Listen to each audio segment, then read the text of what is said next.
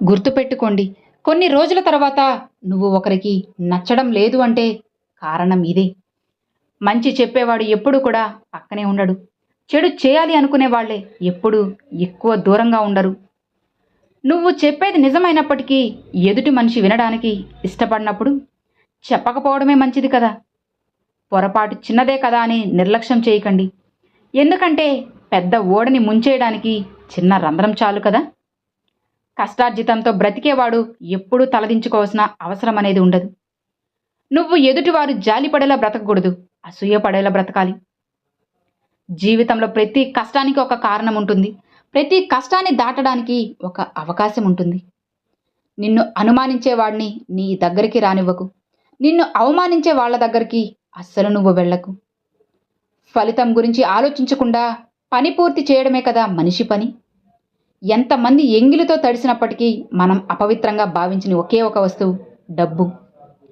డబ్బును బట్టో స్థాయిని బట్టో ఎప్పుడూ గర్వపడకండి. ఎందుకంటే జీవితం చదరంగం లాంటిది. ఆట ముగిశాక రాజు బంటూ చేరేది ఒకే పెట్టిలోకి.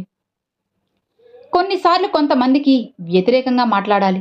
అప్పుడే కదా కొంతమంది నిజస్వరూపాలన్నీ బయటపడతాయి. విజ్ఞానం అంటే మీరు ఏమి మాట్లాడాలో తెలియడం. వివేకం అంటే మీరు ఎలా మాట్లాడాలో తెలియడం. మీ దగ్గరున్న ధనం చూసి చేతులు కలిపేవాళ్ళు ఆ ధనం అయిపోగానే ముఖాలు దాటేస్తారు. అడగని వాళ్ళకి ఇచ్చే సలహా, ఆసక్తి లేని వాళ్ళకి నేర్పే విద్య, స్వార్థపరులకి చేసే సాయం సముద్రం మీద కురిసే వాన లాంటిది. భవిష్యత్తు మీద భయం ఉండాలి. జీవితం మీద జాగ్రత్త ఉండాలి. ఈ రెండూ లేకపోతే కూర్చొని తిన్నా కానీ తరగని ఆస్తులైనా ఉండాలి. బలమైన నిర్ణయం తీసుకోకపోతే భవిష్యత్తు అనేది బలహీనపడుతుంది. నీ బలం ఎవ్వరికీ తెలియకపోయినా బ్రతికేయొచ్చు. కానీ నీ బలహీనతను ఎవ్వరికీ తెలియనివ్వకు. అస్సలు బ్రతకనివ్వరు. మీకు సంతోషాన్ని అందరూ ఇస్తారు. కానీ బాధను మాత్రం మీరు బాగా నమ్మిన వాళ్లే ఇస్తారు.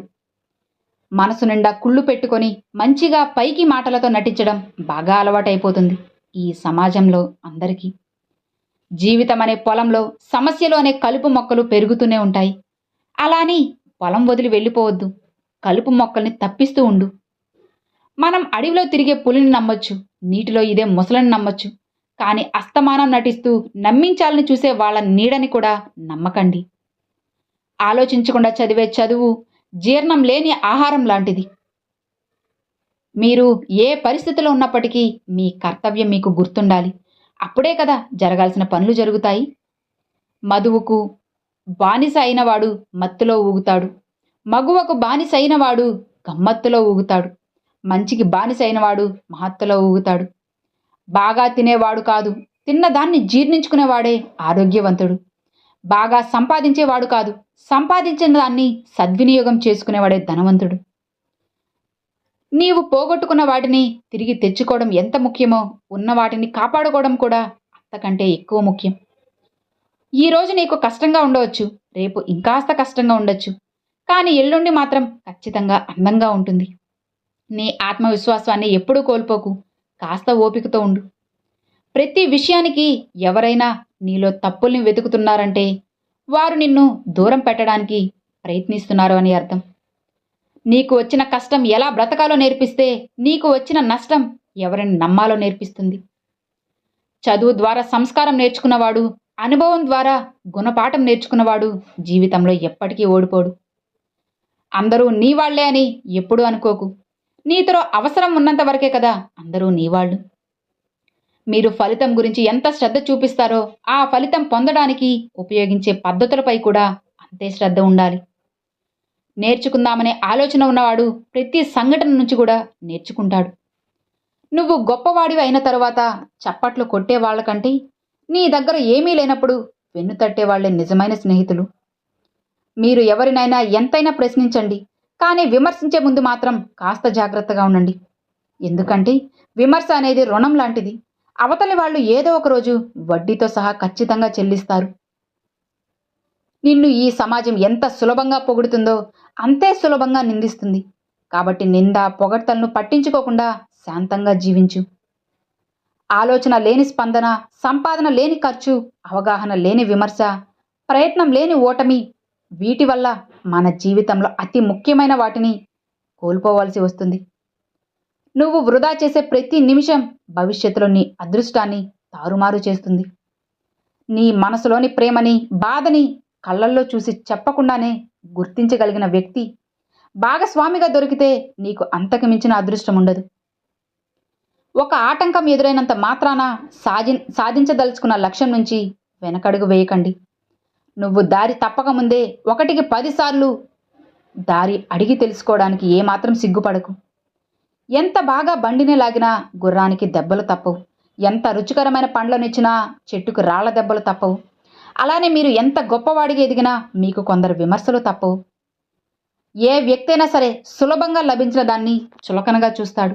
అందుకే జీవితం అనేది మనిషి పట్ల కఠినంగా ఉంటుంది.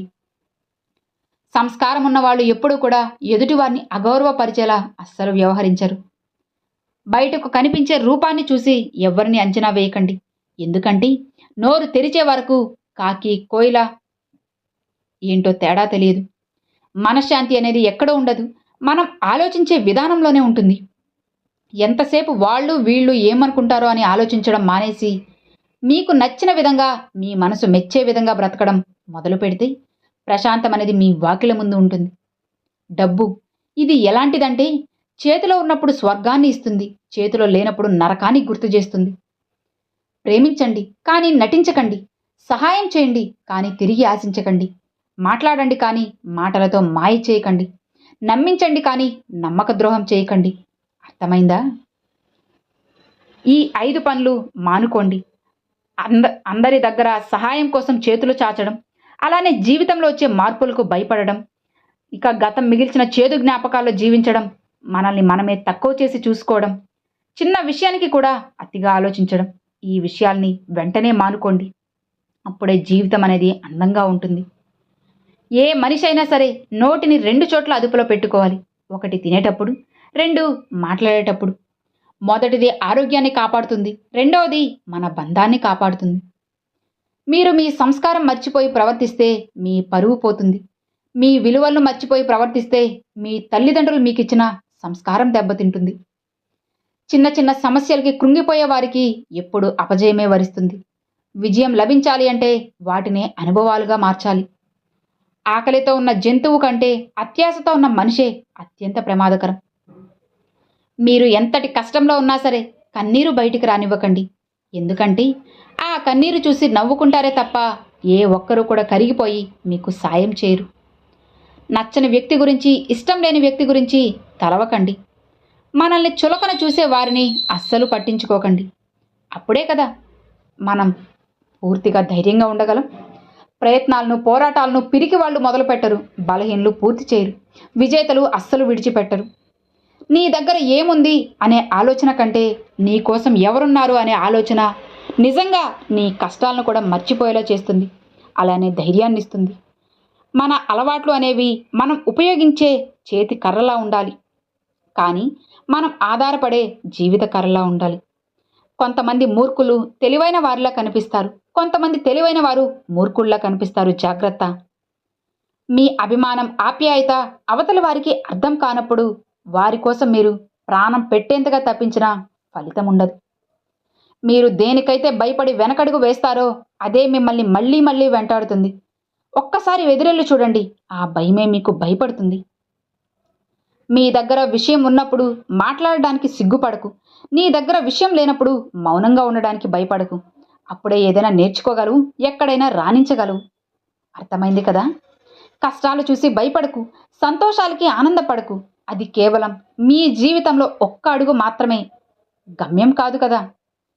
ఒక మార్గంలో సాధ్యం కాకపోతే మరొక మార్గంలో ప్రయత్నించు. అంతేకాని ప్రయత్నాన్ని మాత్రం అస్సలు విడిచిపెట్టకు. దృఢమైన వ్యక్తిత్వం గలవాళ్ళు దిక్కుతోచని పరిస్థితుల్లో కూడా తన జీవితం మీద బలమైన దృష్టిని నిలుపుకొని కష్టాన్ని అధిగమిస్తారు.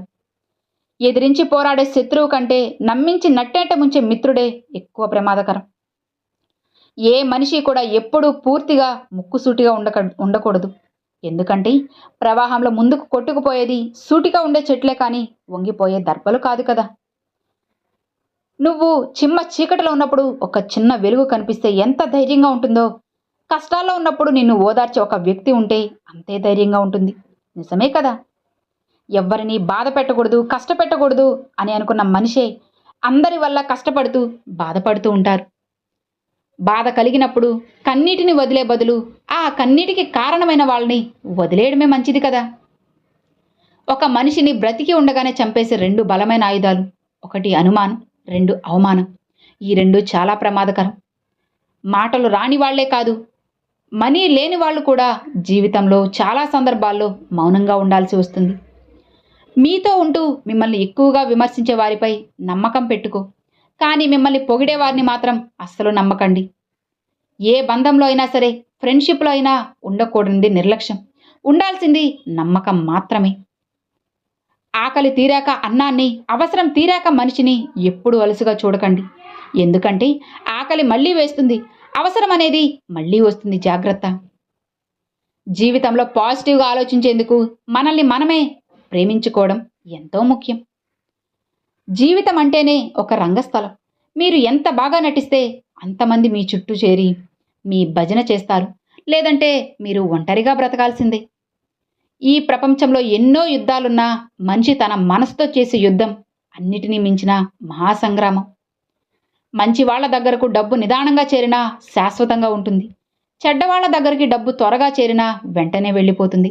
గుర్తుపెట్టుకో. నీ సంస్కారం చెబుతుంది నీ కుటుంబం ఎలాంటిదో అని. నువ్వు మాట్లాడే మాటలు చెబుతాయి నీ స్వభావం ఎలాంటిదని.